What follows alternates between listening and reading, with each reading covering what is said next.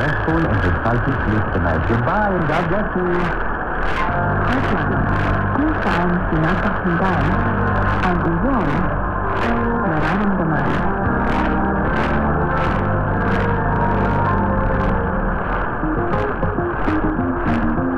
Nagpapatuloy sa 74 na taong pagtatanim papawid ng mabuting balita ng Kristo.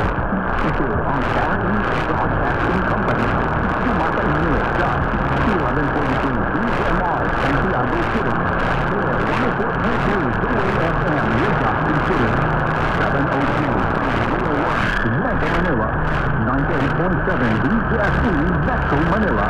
106.3 DZRD Quezon, Palawan. 1233 DYDS Bacolod City. Up 97 DYFR Cebu City. 97.5 DYFE Tacloban City. 1116 DSAS Zamboanga City. 103.3 The New J Cagayan de Oro City. 106.9 DNCR Radyo Gandingan Cotabato City. 163 DSCI Conadao City. 1197 DSSN Davao City. FCC matatag sa pananali, matatag sa paglilingkod, matatag sa pasasalamat.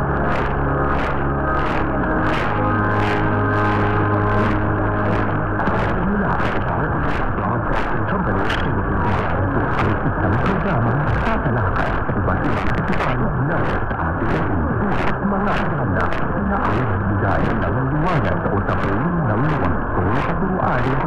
Tandaan, kaya kasama si Pastor Temo Valenzuela.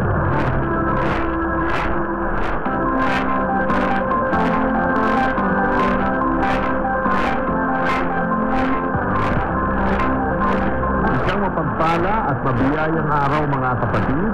Ito po ang inyong lingkod, Pastor Temo Valenzuela, at kayo po ay nakikinig sa programang Kamalayan.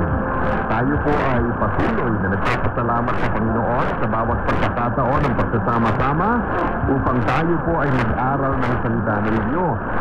Sa pagkakataon po ito ay nais nating batiin lahat po ng ating mga listeners nakikinig online at siyempre lahat po ng kasama natin gamit po ang radyo.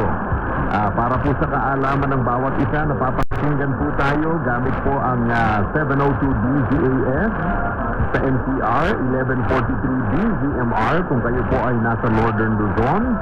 Pwede rin po tayong masubaybayan gamit naman po ang DYZS sa Visayas at siyempre ang DXKIFEBC kung kayo po ay nasa Coronadal, South Cotabato. Tayo po ay magpapatuloy sa ating pag-aaral at pinag-uusapan natin ang paghahari ng Diyos sa ating buhay. Mahalaga pong maunawaan na bagamat bilang isang mananampalataya ay kinilala na natin si Jesus bilang Panginoon at tagapagligtas, yung kanyang